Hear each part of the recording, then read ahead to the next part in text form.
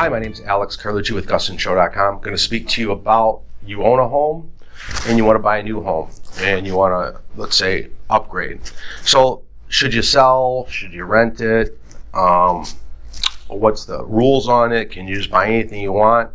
So let's start with should you sell it, because in this market it's really competitive out there, and a lot of realtors will tell you that you're a contingent offer if you have to sell your house and then buy a new one. So when you go to buy this one, the seller's going to say, oh, you're putting a contingency on you selling your house first. Now you're weaker than the offer that has the same price that you go on the same price as someone else to buy a house. They don't have a contingency to sell theirs. They're stronger than you. So it weakens your bid if you're contingent. A lot of times I recommend people to rent out their house. So if you want to rent out your house and to buy this one, you can do that, and the rent will offset the mortgage. That's only for conventional loans. FHA will hit you for both mortgages. So if you qualify for both mortgages, then go ahead and don't be contingent. Sell this house later, because you can't use the rent on an FHA loan to offset the house you're leaving unless there's a certain 100 miles and 50% equity. So you just don't count on FHA letting you use rental income. So, but if you can use rental income on conventional, you can. But if you feel like you could sell it and live somewhere for a few weeks somewhere else and then buy it, then don't be contingent on your buy. So you can sell this house and buy your next one and get rid of this one first before you actually become a buyer of this one, as long as you can find a place to live in between.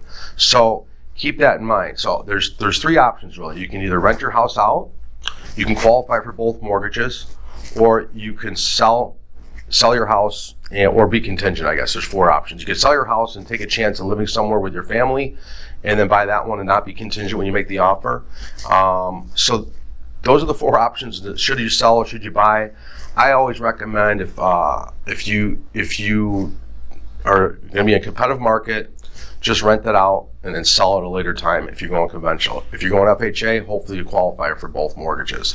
But that's the best way to do it, so you're still a strong offer.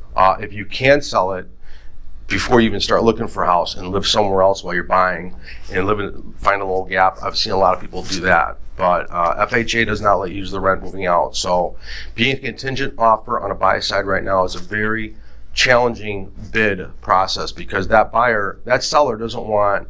Let me explain this. So if you're moving out of this house and selling it, something can go wrong with that buyer.